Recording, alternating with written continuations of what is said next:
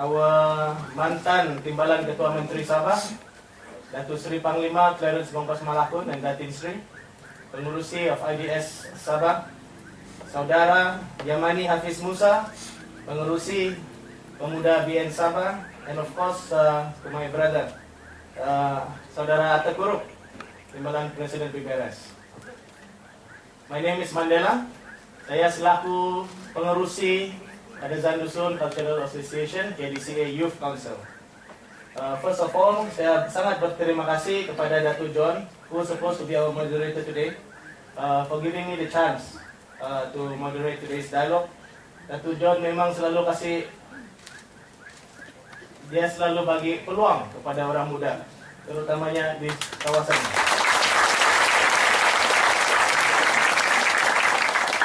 Saudara dan saudari sekalian, kita berkumpul di Dewan Monsopian pada hari ini kerana kita mempunyai satu matlamat. Kita berkumpul pada hari ini kerana kita diberi peluang. Belia-belia dan pemuhakan etnik Kadazan Dusun diberikan peluang untuk menyampaikan hasrat kita, cita-cita kita, harapan kita terhadap hala 7 negara. Kita diberi suara untuk memberi aspirasi kita untuk membentuk dasar pembangunan negara kita menjelang tahun 2050. Kita sebagai sebuah komuniti etnik yang merupakan anak jati tanah air ini haruslah dan wajib diberi peranan untuk menggubal dasar-dasar dan polisi-polisi kerajaan yang akan membentuk negara kita untuk 30 tahun yang akan datang. Topinay kong abi, pikirkanlah berapa pentingnya suara anak muda Kadazan Dusun di Sabah ini sehingga YB Menteriak Belia dan Sukan Malaysia sendiri turun padang ke kampung kita.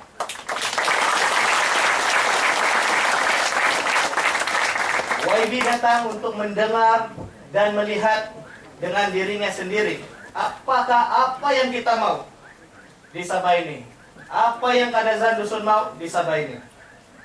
Sampai juga las-las kita punya menteri di Pinampang ini.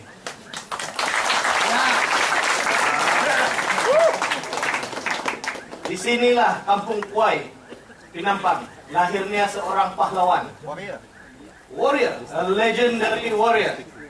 His name was Monsopian. Or we call it in Kadazan, a warrior is a pangazo.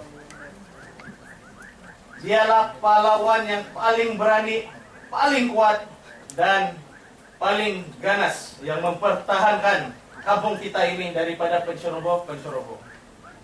YB Menteri, namun sekarang pemuda-pemuda Kadazan Dusun ini kita juga ganas sudah. Kita sekarang ini kebanyakannya penyayang. Betul kan tidak? Pantang mundur kecuali girlfriend call. Kira keberanian, kekuatan, kecerdasan seperti YBKJ juga yang dapat menakluki Gunung Kinabalu untuk membawa obor sukansi pada tahun ini di masa bulan Ramadan.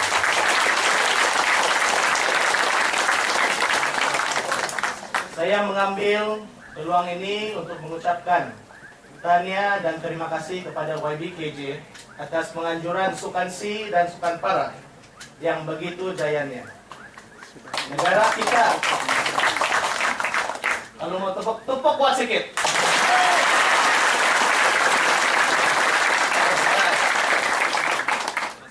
Negara kita pun menjadi juara dengan total emas 145.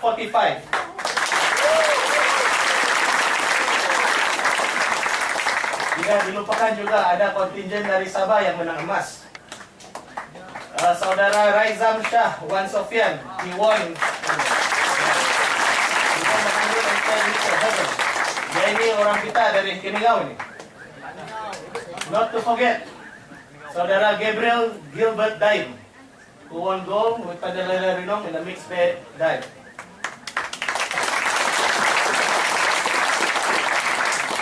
Sukan para juga kita mempunyai atlet, for example, Jonathan Wong, who won gold in the lompat jauh lelaki. Jadi dia lompat 6.98 meter on his first jump. Tapi kalau Monsopian dari sini dia seberang laut, seberang sungai pun dia boleh lompat. Cuma YB ada satu permintaan kecil daripada belia-belia supaya sedikit peruntukan dapat disalurkan demi perkembangan sukan di negeri ini.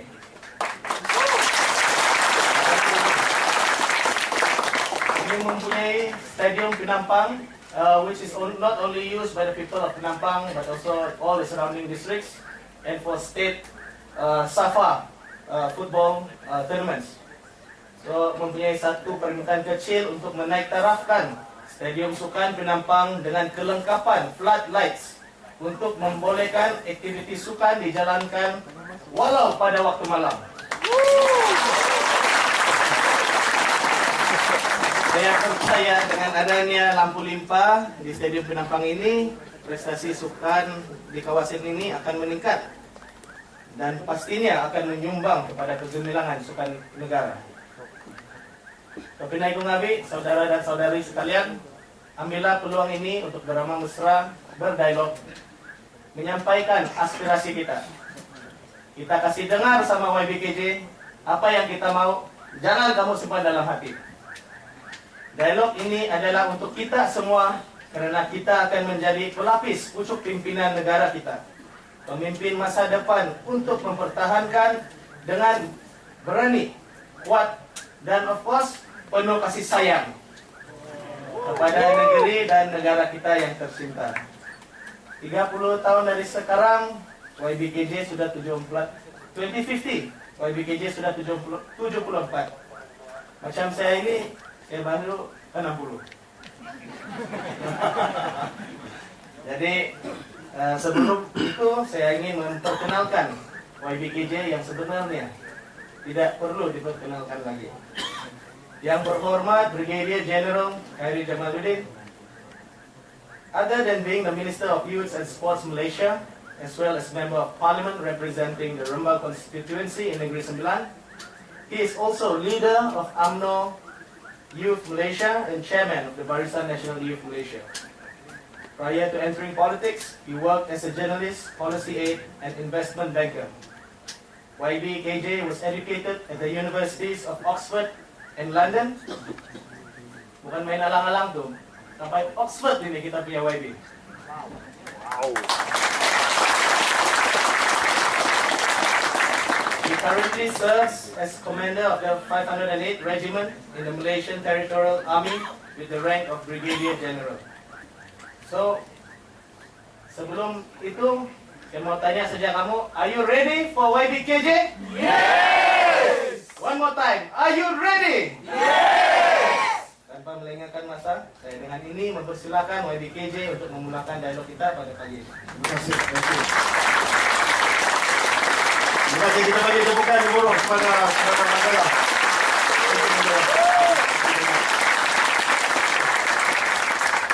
Assalamualaikum warahmatullahi wabarakatuh. Salam sejahtera, salam negaraku satu Malaysia. Saudara Mandela, our moderator for today, also PDCA Youth Chairman, Datuk John, tuan rumah kita, Saudara Hafiz, Tan Sri Herman, semua deep hormat, and of course the young people of Sabah, especially from the Kadazan Dusun community that have come for the TN50 dialogue this afternoon.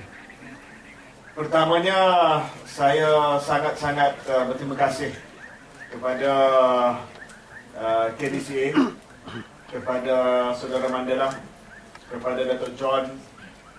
I asked Datuk John if we can have a special dialogue for TN50, especially for the Kadazan Dusun young people in Sabah. We've had a big dialogue involving general Sabah youth a few months ago, many months ago, bersama dengan Yang Amat Berhormat Datuk Seri Ketua Menteri Datuk Seri Musa Aman in University Malaysia Sabah. Ever since then, we have been busy going around the country and also going around Sabah at the state level, having smaller dialogues. Antaranya Saudara Arthur, Saudara Ben menjadi duta TN50 from Sabah. They've been going around meeting with young people. But I wanted to come down myself, have a special session dengan pemuda belia daripada komuniti Kadazan Dusun, so that we can talk more specifically about your aspiration. Ini juga saya buat beberapa minggu yang lepas di Sarawak. I had a special session with the ethnic youth in Sarawak about 2 or 3 weeks ago, and I think it was a good session because kita dapat dengar pandangan yang lebih spesifik, yang ada kaitan dengan cultural identity, yang ada kaitan dengan di mana kita nak melihat Kadazan Dusun young people over the next 30 years. Ini bukan bermaksud bahawa kita ingin memecah belahkan segments of society, tidak. Tetapi sudah pasti you have and you bring with you a rich tradition, a rich culture, a rich history of the Kadazan Dusun people. And that history must be reflected into the future. That history must be celebrated into the future. Sebab itulah pada hari ini saya dan Saudara Mandela, more for me, to listen, untuk mendengar apakah menjadi aspirasi anak-anak muda daripada Kadazan Dusun community for the next 30 years. Sebab TN50 ini, in case ada di kalangan kita yang mungkin tidak tahu berkenaan dengan TN50, TN50 ini adalah satu usaha untuk kita make the future better by preparing for the future. Kita di Malaysia ini, we like to look into the future. We like to look into the future. Yeah. So this is an exercise that started in January. Yang Amat Berhormat Perdana Menteri kita Datuk Seri Najib started the dialogues in January of this year. And for the last 11 months, saya dan rakan-rakan daripada kerajaan pusat dan juga kerajaan negeri, we've been meeting with all segments of society. Saya jumpa dengan orang muda, yang lain jumpa dengan stakeholder masing-masing, kumpulan masing-masing. Saya dah jumpa dan berinteraksi dengan about 1.5 million young people. I've collected almost 60,000 aspiration, 60,000 aspirasi. Tapi saya rasa tidak lengkap aspirasi itu kalau saya tak datang pada hari ini dan talk to the young Kadazan Dusun community.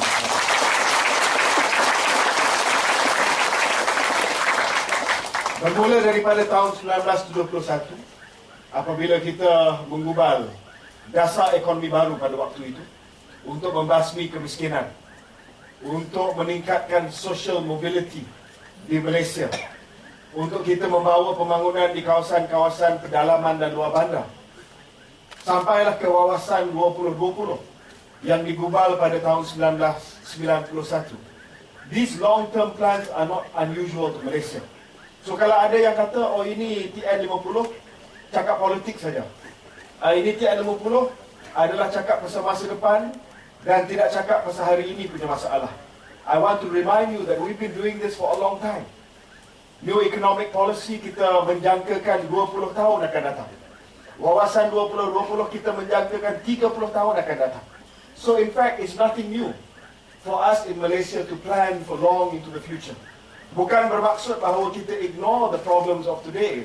Hari ini banyak masalah dan masalah hari ini perlu diselesaikan hari ini. Tetapi masalah untuk kita menjangkakan masa depan, for us to forecast the future, is equally important. Dunia pantas berubah, teknologi pantas berubah. Dan kalau kita tidak bersedia untuk masa yang akan datang, maka we will not be planning to succeed. Failure to plan is planning to fail. So TN50 is all about planning. It's about making sure that we don't fail at planning and don't plan to fail. Rather, we plan to succeed. Many things that we've done is for the future. Banyak projek-projek kerajaan yang bermula pada hari ini sebenarnya adalah untuk masa depan negara kita.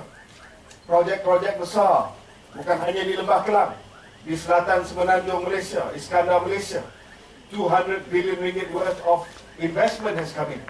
Because we realize that it's not just about Lembah Kelang or Kuala Lumpur only. We want to make sure that development is spread out, but also that we develop the city centres, Bandar Malaysia, Tun Razak Exchange, the RX. We want to bring public transport like MRT, bukan saja di Lembah Kelang, tetapi I'm sure a lot of people say in KK the jam is getting bad. Soon we want our LRT and monorail to be in KK. Ya, mungkin ini boleh jadi projek untuk TN50.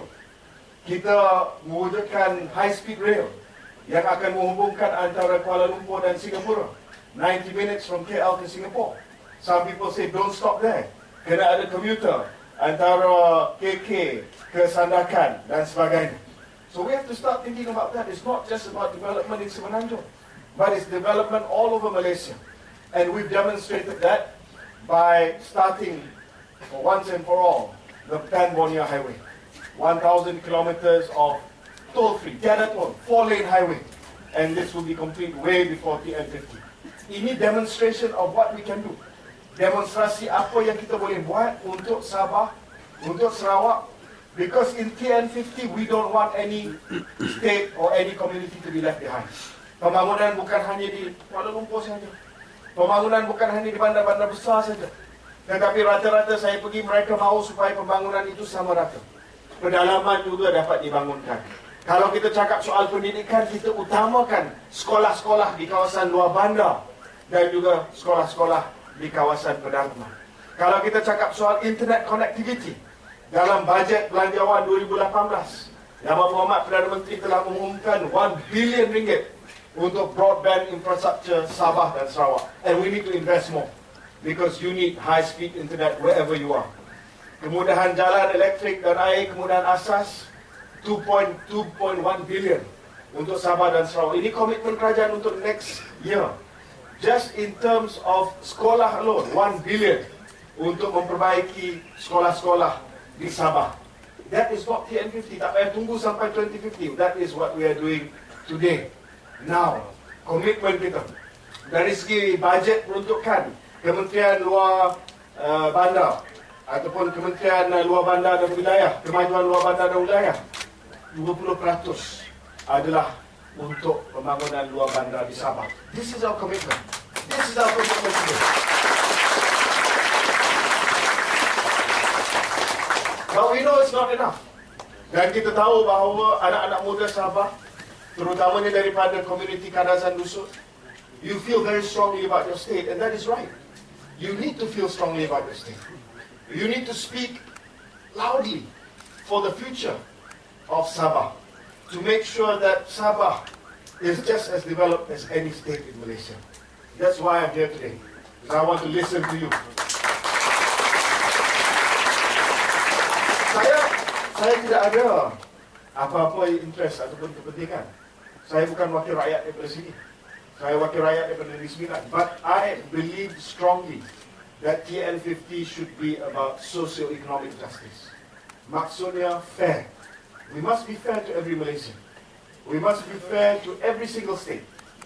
We must be fair to every single wilayah. Tidak, nobody left behind. I don't want in 2050, we feel that there are people who are left behind. Now, all these things yang kita nak cakap pada hari ini, dan saya kurang cakap pada hari ini, saya nak dengar kamu semua cakap hari ini. Kita akan masukkan dalam laporan aspirasi beliau, TN50, yang akan dibentangkan pada bulan Januari. Pada Hari Malaysia, 16 September tahun depan, Yang Amat Berhormat Perdana Menteri akan bentangkan dokumen dasar rasmi TN50. Saya mahu supaya daripada suara anak muda Sabah, itu akan keluar dan terjelma dalam dokumen akhir TN50. I want you to be very clear. Today, tell me, supaya dapat dimasukkan ke dalam dokumen laporan aspirasi belia TN50, that you want, what kind of Sabah that you want, what kind of identity for Sabah that you want, that you don't want Sabah that is left behind, that you want proud, developed, fair treatment for Kadasan Dusun and also for the Sabah people. Yeah? And I want that to be part of the document, because in order for us to really have a true united country, nobody should feel that they are second class. Nobody should feel that they are dipinggirkan. Nobody should feel that they are not part of the future of Malaysia. They should feel that they have just as much of a stake in this country as anybody else. That's what I want. And that's what I want from the young people in Sabah today. Guys, there are so many... I say this because if we don't talk about fairness, kalau kita tidak cakap soal fairness, and that's what we are doing today. Yang Amat Berhormat Datuk Seri Najib, I think he's visited Sabah more than any previous Prime Minister. And that's not just a visit, ya. Ini bukan saja kata, oh dia buat lawatan saja. Ask Dato' John. Every time Prime Minister comes for a visit, he doesn't come just himself. He comes with banyak goodies. And that's for the people of Sabah. What Dato' Musa is doing in preserving Sabah's sustainable development, attracting investment, attracting tourism, attracting manufacturing. Dato' Sri Musa now talking about digital development for Sabah, increasing broadband penetration. This is all part of making the fair deal for young Sabah people, so that Sabah is not left behind. So we are starting that already today. But we need to do more, and we will continue to do more. Your voice today, suara anda semua pada hari ini akan mendorong untuk kita buat lebih banyak lagi untuk anak-anak muda di Sabah. But I see this because things are changing fast, guys. Ya, kalau kita cakap soal pendidikan, apa yang merisaukan saya sangat adalah kita memerlukan sistem pendidikan that can cater for the jobs of the future. Now we need a school system, not just in bandar but luar bandar dan pedalaman, that can teach kids how to do programming, how to do coding, how to prepare themselves for the future.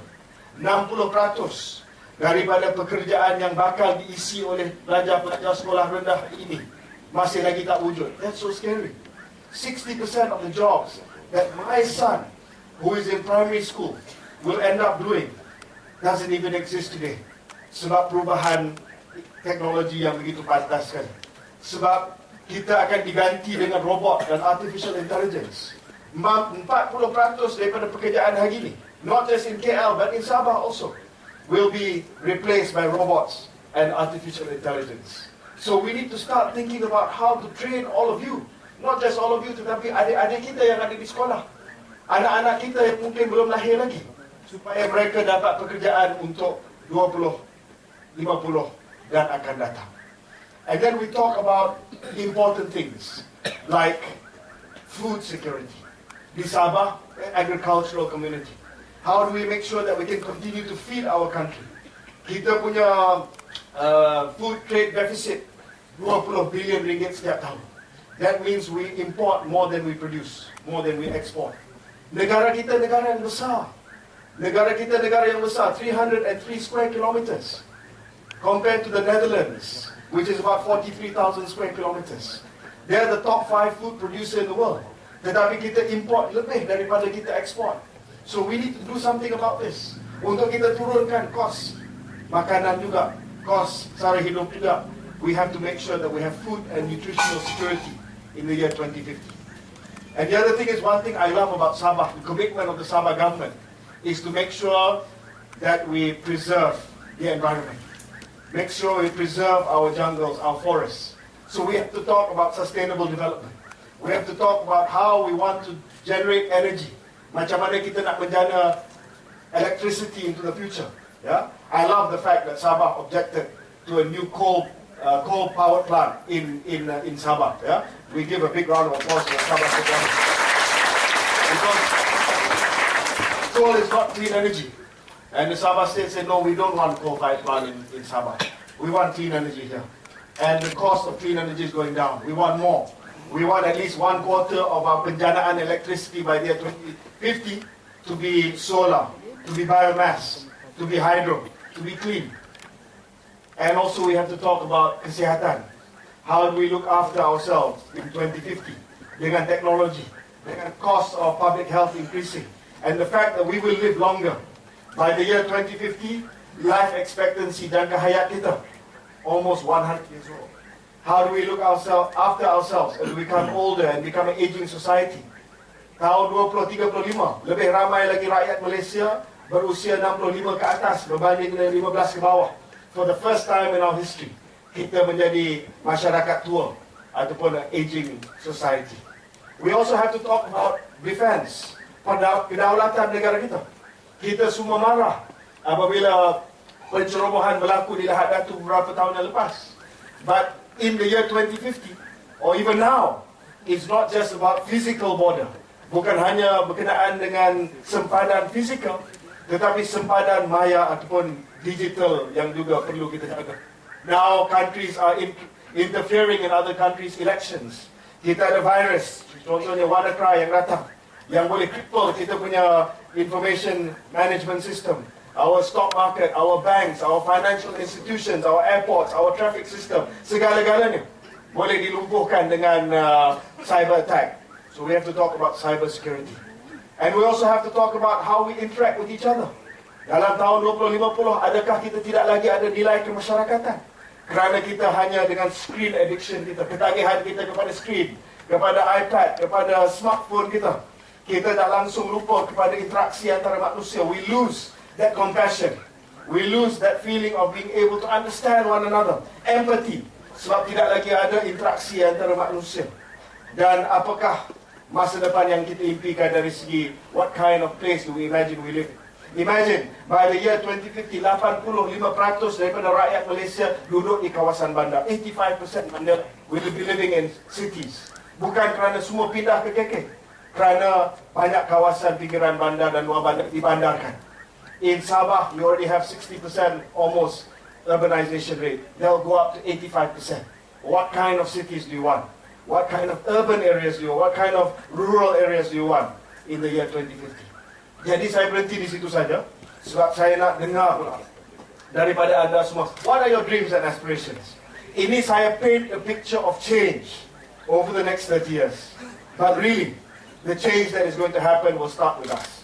If you tell me today this is where we want to go, KJ, by the year 2050 kita mahu di Sabah juga, cashless society. Ya? Kalau kita pergi ke pasar, di mana-mana saja, di Tenom, di Keningau, di situ juga tak perlu bawa cash. Kita sudah jadi cashless society, boleh bayar dengan smartphone kita. Dan tak perlu tunggu sampai 2050. Kita mau broadband penetration, bukan 2 megabits per second, tapi 150 megabits per second speed. Sampailah ke kawasan pensiangan, pendalaman dan sebagainya. That's what we need to make happen. You tell us, and we work hard to make it happen. Masa depan, we write it together. Thank you very much. Back to you, Mandela.